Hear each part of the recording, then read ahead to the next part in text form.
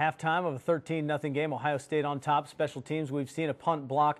Was the punt block on for that? You were coming after it. Yeah, we were coming after it. We said the first time we get it on our defensive left hash, we really felt that we could come off that edge, and we brought Malcolm Jenkins, who was really normally the anti-sniper there that, you know, is trying to hold off their guy, and he snuck in and came off the edge, and they had a little bit of an off snap, and which just gave it an extra tenth or two for Malcolm to get there. Did halftime focus around consistency for the offense? Well, offensively, you know, halftime kind of focused around we got to get moving. Yeah. You know, we got to get things going better than we're doing, and we got to continue taking care of the ball, which is job one. And defensively, you know, they were talking a lot about the fact that, hey, you know, that half's over. We're going to be even better this half, and we reminded the special units that they needed to be special again in the second half. And while you were in there, we were watching Katie Smith show off her gold medal. Well, she's something special, and what an athlete and what a representative of Ohio State, and it's great that Katie Smith is a Buckeye. That's right. So the Purdue Boilermakers are going to get the ball here to start the second half, and, you know, good coverage to tackle that. Yep, just the way we wanted to start it. Marcus Williams there on the minus 14-yard line, make them start way back there and make them earn it the long way, and they made some plays.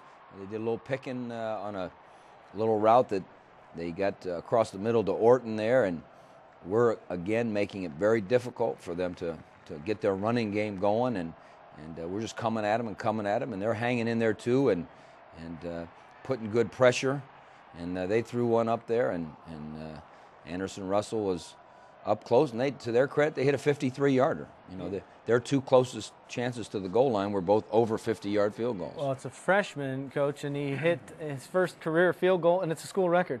How about that? Well, he tried that first one in the first half, and how about this run by Beanie Wells? And you know, someone asked me if I thought he was healthy today, and you know, he missed a lot of practice this week because he had the flu. But boy, did he run hard and try hard. And here you see Terrell finding a little bit of space and moving it up the field. Terrell makes good decisions with the football. He's careful. He doesn't force it in. Gives us a chance to punt.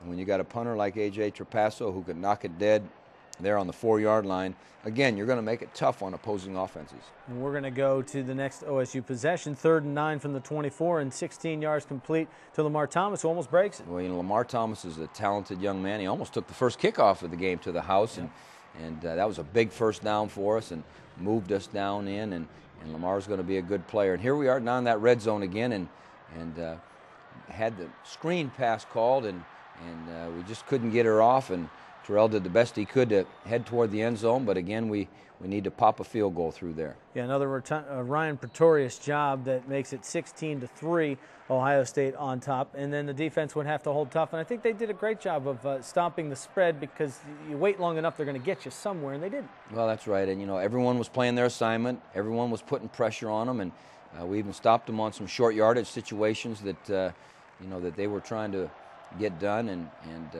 I think Curtis Painter knows that Nader Abdallah was in the house. Yeah, definitely. It was great to see him. I think his first sack of the season, but Nader coming up big there, and I know the defensive line starting to take things a little more personal down there. Good job by Rob Rose coming through and batting the pass back, and again, putting pressure, everyone doing their job, and swarming the ball. Nathan Williams, James Laurinaitis, Thaddeus Gibson, everyone's all over the place, and putting good hard pressure, and almost a pick by Chimney Chekwa.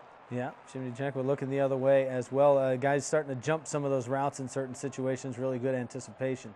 Well, again, there's a stone wall to run into for Corey Sheets, and he's an excellent back, but our guys were where they were supposed to be, and this is the best play in football right there, where you take that snap and take a knee. Certainly a favorite formation there, and you send Joe Tiller off. Obviously, he was looking for something a little bit different there, but you got to take the Big Ten wins when you can get them. Oh, absolutely. And Joe Tiller, as we've talked, is a class guy and done remarkable things at Purdue, and I'm sure Danny is going to do a good job stepping in and carrying on his tradition, but we need to get those Big Ten wins, and now we got to get ready to go to East Lansing. Yeah, no question about that. One thing I noticed today, defensively excelling, stopping the spread is always difficult, but when you get them in those long 3rd and 10 situations, 3rd and long situations, Curtis Painter had to stay in the pocket a little longer, and the pressure came. Well, and our guys were pretty consistent in their pass rush lanes, and everyone was just getting a little bit of push, and our guys covering people were right next to him, and so he couldn't let the ball rip, and And they did a good job on third down. They really did. Well, you mentioned Michigan and some of the things going on, or Michigan State, I should say, and some of the things going on in the Big Ten.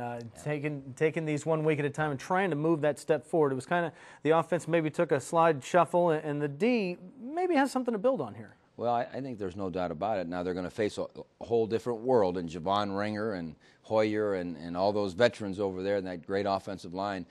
But you know, they'll be ready for the next challenge, and offensively we're going to have a challenge of probably a little bit more blitz and zone blitz and those kind of things.